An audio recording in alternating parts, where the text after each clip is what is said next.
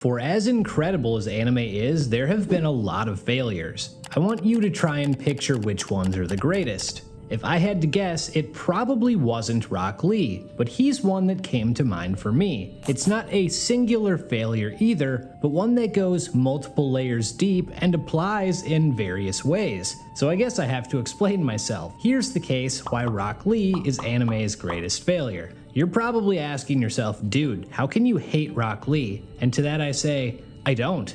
How could I? Not only is this dude's look inspired by Bruce Lee, his injuries are too. To this day, those two are 2/3 of the people in history who have successfully pulled off a bowl cut. His hair even says ninja in it. I think he's awesome, but he could have been so much more than he was. There are examples I'm going to give and a lot of reasons why that I'm going to get into. But first, let's talk about what makes him great. He is the personification of effort. This dude grows up in a world of magical ninjas without the ability to use any of that magic. He has no affinity for ninjutsu or genjutsu. He's not born with OP eyes. He's not physically gifted in any meaningful way. He's mocked by those around him and told he'll never become a shinobi. How would you handle this? There are so many directions you could go with it. Yet, he chose the most admirable path, and I love this type of character. He has every reason to give up or turn against a world he may feel turned against him, but no, instead he chooses to do good and be great. He's inspired by his mentor, Bushier Brow Sensei, aka Might Guy. Guy is like him. He wasn't born with talent, but through sheer effort and determination has become a fantastic shinobi. Lee sees him as the template for how someone born without talent can succeed. This is the basis for his entire character. His goal isn't just to become a shinobi,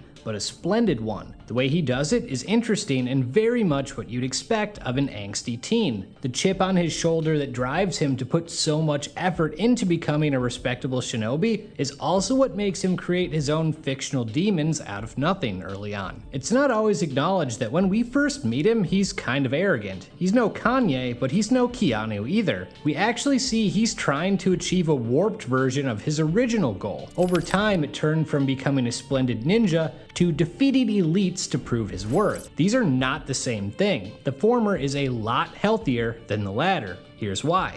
In his current state of mind, he assumes that those with talent don't work hard for it, and that's where you get the whole hard work beats talent debate that everyone brings up. But it's a false equivalent. He judges Neji and Sasuke as lazy because they were born gifted, when those things are not mutually exclusive. In fact, the series makes it abundantly clear all the strongest characters have both talent and worked hard. It's a narrow-minded approach that he needs to grow past. Especially because at this point, he's a far more experienced shinobi than someone like Sasuke. He looks down on Sasuke's talent advantage, but looks past his own experience advantage. But guess what? That makes sense. He's a kid and one more concerned with moving forward than self-reflection. The Uchiha have magic eyes that make everything they do seem easy. Neji told Lee he'll never be able to defeat a genius, though I tend to disagree. If you're picked on for lacking something, it makes total sense you'd be insecure about it and judge those who have what you don't. That doesn't make it right, it makes you human. The way his goal began was one of self-improvement. Now it's based on surpassing others. This all comes to a head with his fight with Gaara. Gaara is the epitome of Lee's insecurities, an effortlessly gifted shinobi and a douche. He's so talented that he's never been injured, that is until he fights Rock Lee. This is everything he's ever wanted. After realizing he can't hit Gaara as he is, we get one of anime's coolest moments, where he reveals he's been wearing weights ever since we've met him. Once they're off, he's so fast he pierces Gaara's defense for the first time, forcing Gaara to adapt his defensive measures. But he's still a monster. Lee hits his signature move, the primary lotus, and his foe is still standing. Then Gaara proceeds to beat down Lee again and again. Despite everything we've seen from him, Rock Lee once doubted that his effort really would pay off. Watching this, we are too. It's Guy who told him, if you don't believe, it's all for nothing. I think you have a worthy goal to fight for. This culminates with Rock Lee using the ace up his sleeve, the Hidden Lotus, a move that makes Kakashi wonder if he's a genius. Lee opens 5 gates inside him, unlocking his true power, and assaults Gaara so quickly, his armor starts whittling away. The cost of using this maneuver, though, was a ridiculous toll on his body. So when Gaara survives the blow, Lee is helpless to defend himself and has both an arm and a leg crushed before Guy intervenes. Even so, an unconscious Rock Lee with a shattered leg gets to his feet on instinct alone to prove he's a splendid shinobi. This fight is iconic. I got into Naruto late, so I didn't realize how special this was for so many others until I researched it, but it was cool to see a moment that stuck out so much to me when I was watching impact an entire generation before me. This fight showcased never giving up was Lee's superpower. Neji said he could never defeat a genius and his fate couldn't be changed. He missed something. Rock Lee is a genius of effort. Even though he can only use taijutsu through perseverance, he was as advanced at the Chunin exams as anyone there. So yes, he lost the fight, but his arc was completed. He proved in front of everyone he's a splendid shinobi. The person who ended up defeating Gaara was someone with talent, but also someone that Lee knew worked extremely hard. Everything came full circle. But when one chapter ends, another begins.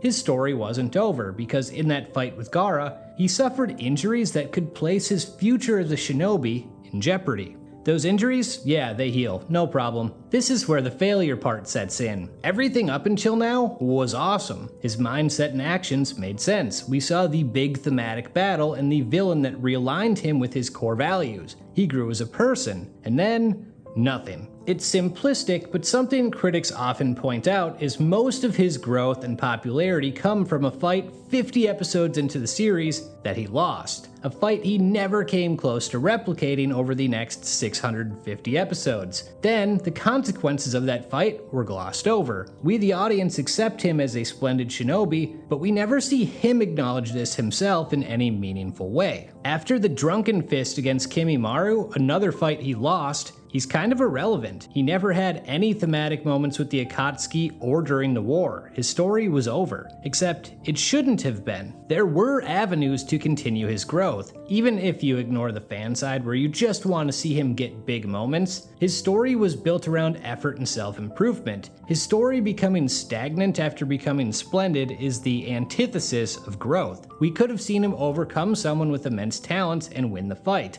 He didn't need it for his growth, but it sure would have been great for us. You could have leaned on him being a cautionary tale of someone who is too reckless with their body and never recovered. You could have focused on his appreciation for the efforts of others, regardless of whether they were talented or not. We could have seen him become a real competitor to Naruto for Hokage. Or hell, just do more with the gates. While it certainly makes it special only happening once with Guy, Lee opening 5 of the 8 gates so early in the series and then only getting a small glimpse of the 6th gate like 600 episodes later is pretty disappointing. Let him beat Neji, or at least Aura Farm for a little bit, for crying out loud. What's funny is he was one of Kishimoto's favorite characters to draw, and he wanted to do more with him, but didn't. In a series that went 720 episodes, he debuted in the 20s and was finished as a relevant character before we hit 50. Even Yamcha mattered longer. Ironically, he ends up being proof that hard work doesn't beat talent. I know that wasn't the point of the series, it was a character flaw he overcame, and it's even true in real life, but it is kind of funny. He and his taijutsu are amazing early on, only to fade as the series goes on, with the focus being placed on the most talented characters. But I've mentioned greatest failure, and here's why.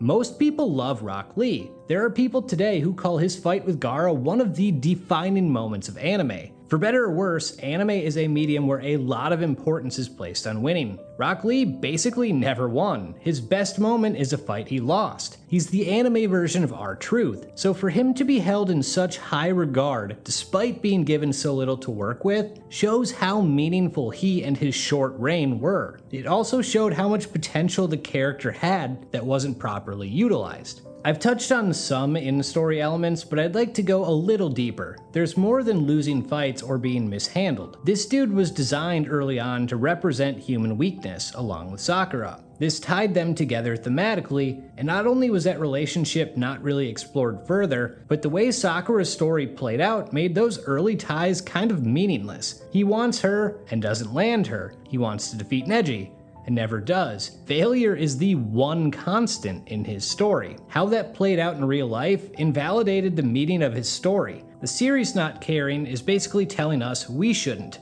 but we did. Look, there's a benefit to being a lovable loser. No sane person is shouting about how much they hate Rock Lee or how he ruined the series. But he is and probably always will be known as someone who could have been far more than he was. It's ironic, the story about self-improvement becoming stagnant. Considering where we started, what could have been, and how vast the failures of him are, I'd even say it's anime's greatest. With that, I'm out.